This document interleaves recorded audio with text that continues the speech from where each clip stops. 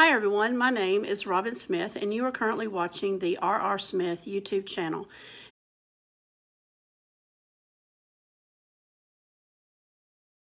This is a channel that will teach you many different things about many different topics. The most of the topics will be about how to live daily life, but there also will be some other teachings in there that have to do with things that I have maybe taught over the years, or things that I have done or experienced, and things that I personally help other organizations with.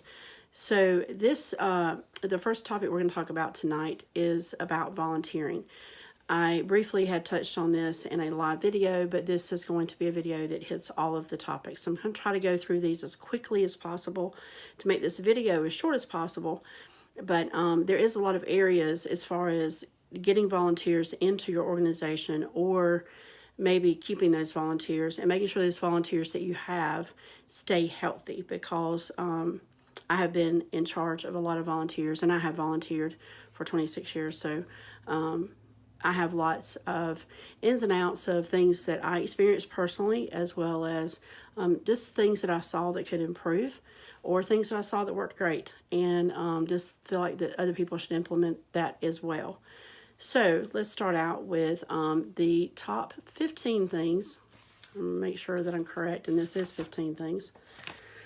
Yes, 15 things that help keep volunteers healthy. So like, this is getting your volunteers and then keeping them healthy once you have them. So there's 15 steps in doing that. So the first step is to interview your volunteer. You want to make sure that you're interviewing your volunteers to find out as much as you can about them, because you want to make sure that when you put your volunteer in a role to serve in your organization, that you are utilizing their giftings well.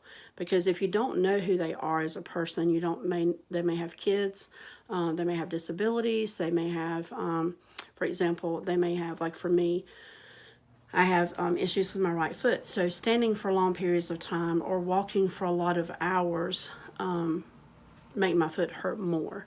So it's beneficial for me, if I'm volunteering somewhere, if I have a chair that I can periodically sit in to do whatever role it is I'm doing, so that I am not constantly on my foot, or that I can take breaks kind of, frequently or in between, so that I'm just not on my foot constantly. So those are things you want to look at when you're interviewing a volunteer. I am currently working on an interview form that I will make available if you want to email me.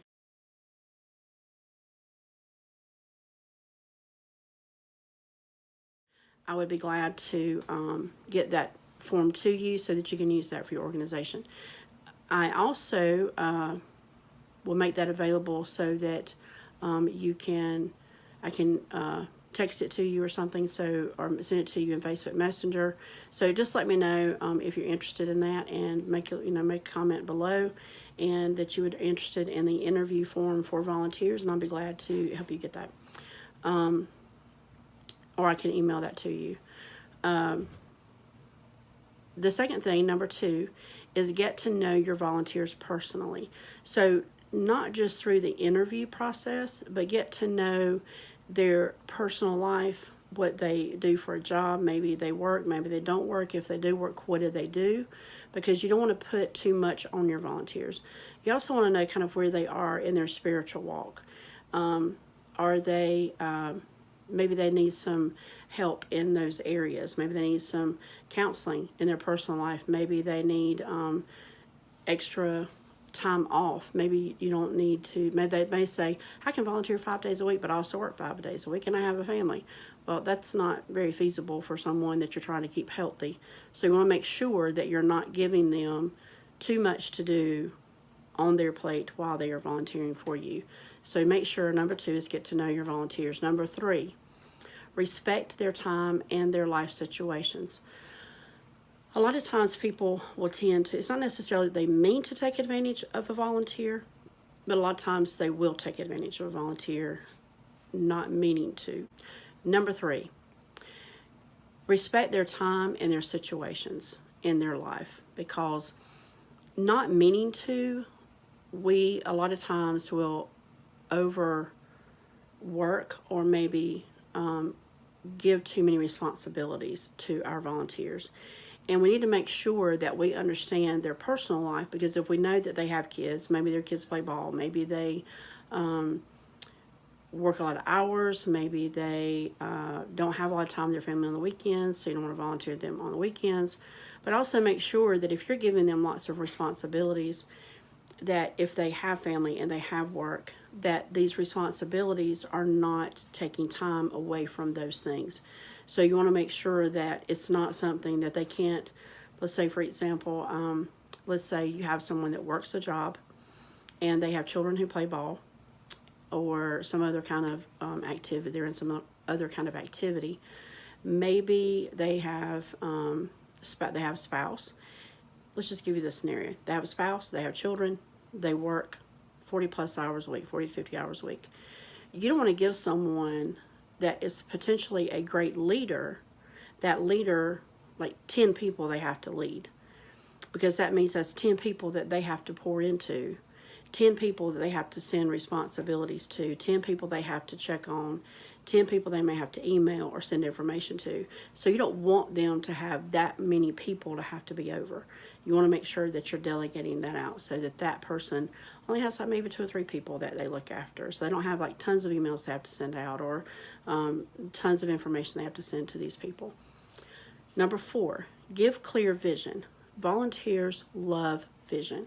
They want to make sure that they understand the why behind what they're doing, as well as the why behind what you are doing.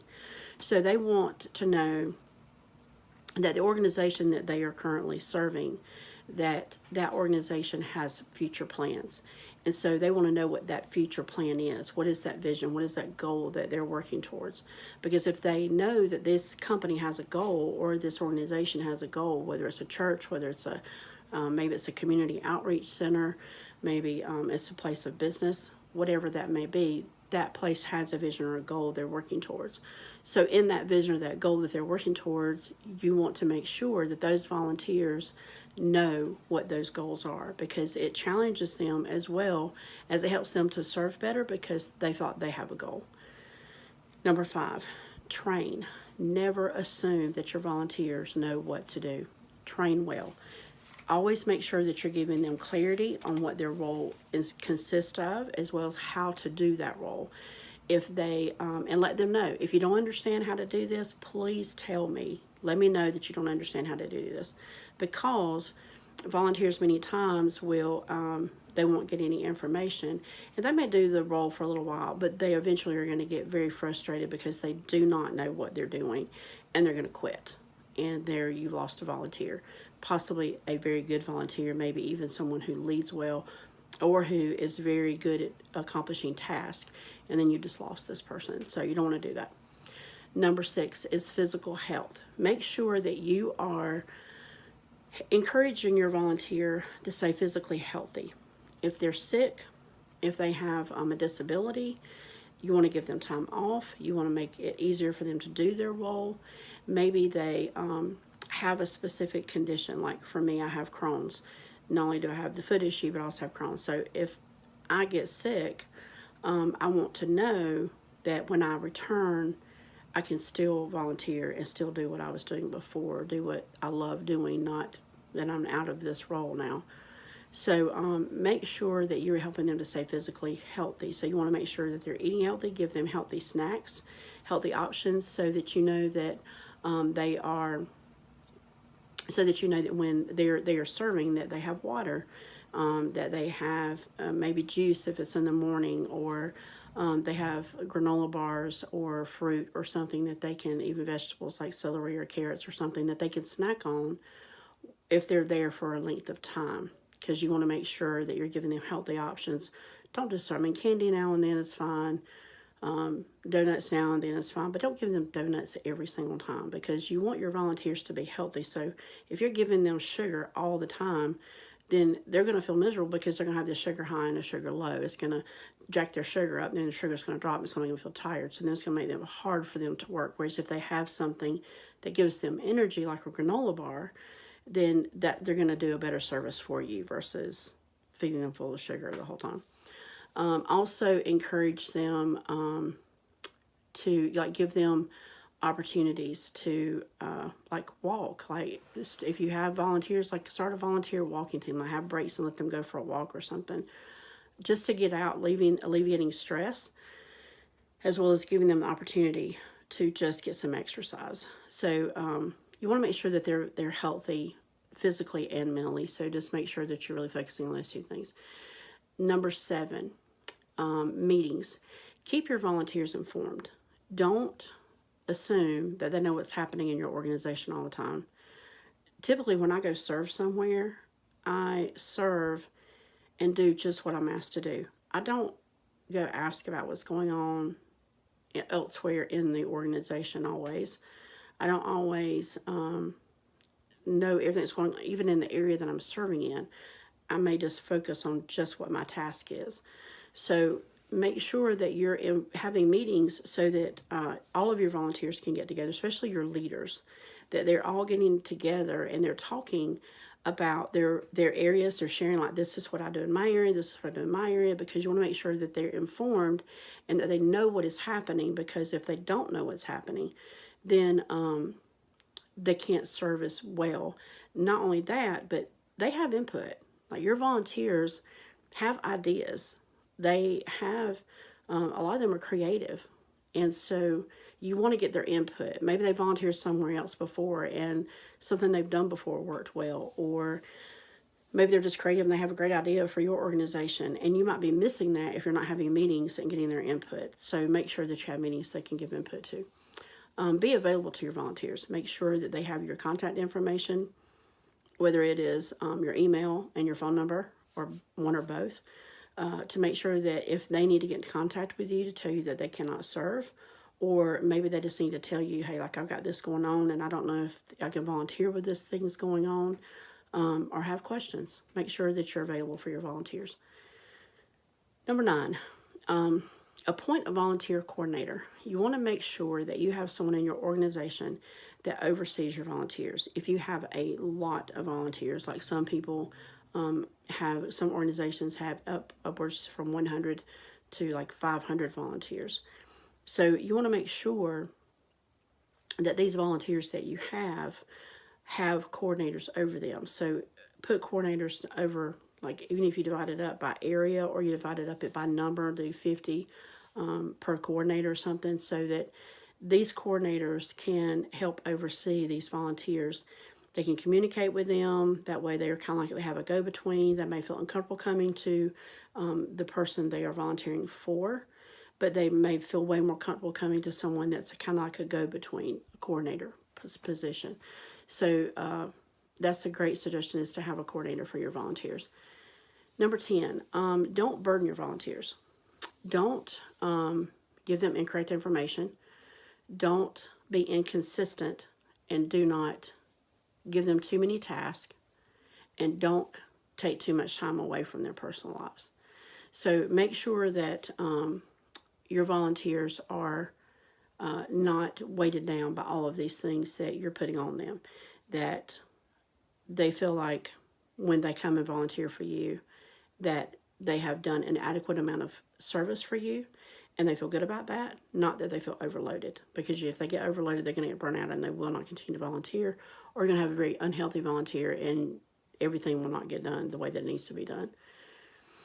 Number 11, get your volunteers together so they feel like family. Have functions where you have your volunteers get together and they are, where you have like a potluck maybe, or maybe you purchase something like pizza or Chick-fil-A, or maybe you do like a potato and salad bar or something like that, where you have them get together and they can all communicate with each other. They can learn what people do in other areas that they may, other areas that other people serve in your organization. And it gives them an opportunity to know more about your organization, as well as they can also build relationships with other volunteers, because when they feel like they have community or they have family within their group that they're serving in, they serve way better. So you want to make sure that they are serving at a good capacity and that they feel like they are welcomed and that they have friends and family where they're serving. Number 12, right? Yep, number 12. Volunteers are human. They have families, jobs, they have friends, they have many other things going on in their schedule. So make sure that you remember that these people are human. They're going to make mistakes. They're going to get burnt out. They're going to get tired. They're going to get hungry. They're going to get thirsty. They're going to have to go to the bathroom. So make sure that everything in their lives you're making room for. Okay, number 13. Number 13, you want to lead by example. So make sure that there is nothing that you're asking a volunteer to do that you won't do yourself. Because if you are giving your volunteers tasks that you won't do yourself, then eventually they're not going to do it. Or they might want to do it all to start with. They may go, if you ain't going to do this, I sure ain't going to do this. So just make sure that you are willing to lead and go first, and that you will never ask your volunteers to do something that you're not willing to do yourself.